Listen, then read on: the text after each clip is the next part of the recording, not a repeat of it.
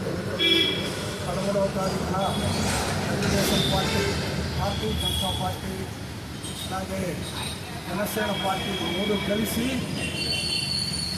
కూటమిగా ఆంధ్రప్రదేశ్లో మహత్తరమైనటువంటి సాధన చేసి ప్రజల మన్నన పొంది ఓటింగ్ శాతం కూడా బాగా పెంచుకొని ముందుకొచ్చారు. ఈరోజు 8 గంటల నుంచి జరుగుతున్నటువంటి ఆ యొక్క కౌంటింగ్లో ఆ యొక్క అభ్యర్థన మేరకు తెలుగుదేశం పార్టీ కూటమి మహత్తరమైనటువంటి విజయం సాధిస్తుందని చెప్పి చంద్రబాబు నాయుడు గారు ఆంధ్రప్రదేశ్కి ముఖ్యమంత్రిగా ప్రమాణ స్వీకారం చేసి ప్రజాపాలన సాధించాలని చెప్పని గత 6 నెలలుగా నేను భగవంతుని కోరుకుంటూ ప్రార్థనలు చేస్తూ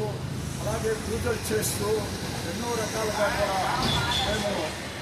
ఆ విజయం కోసం ఎదురు చూస్తూ ఉంటాం. ఈరోజు ఇంకొక రాబోయే 4-5 గంటల్లోనే మరి మార్పు అంత సంకేతమంతా రాష్ట్రం మొత్తం కూడా తెలుగుదేశం ప్రభుత్వం ఎదుర్కొన్న ఎగరబోతుందని చెప్పి చంద్రబాబు నాయుడు గారు ముఖ్యమంత్రిగా, అలాగే మా నర్సరావుపేట తెలుగుదేశం పార్టీ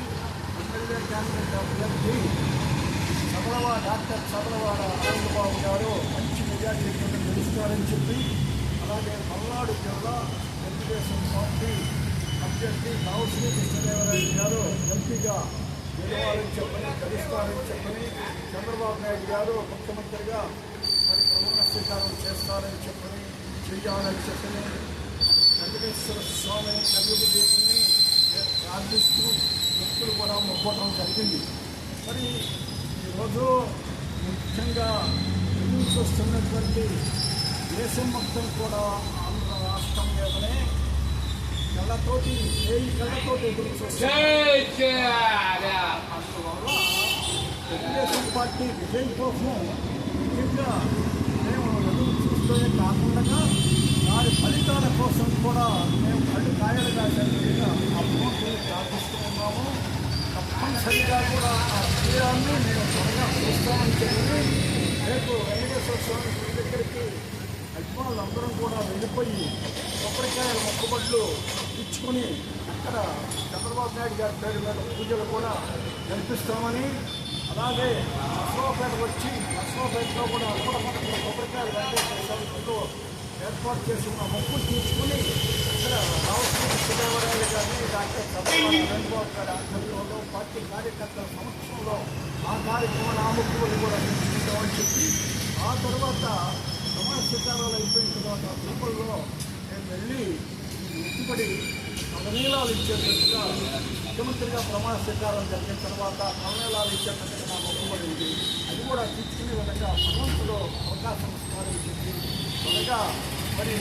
4-5 గంటల్లోనే మంచి విజయాన్ని సాధించేటువంటి తెలుగుదేశం పార్టీ గురించి రాష్ట్రమే కాకుండా దేశమే కాకుండా ప్రపంచం మొత్తం కూడా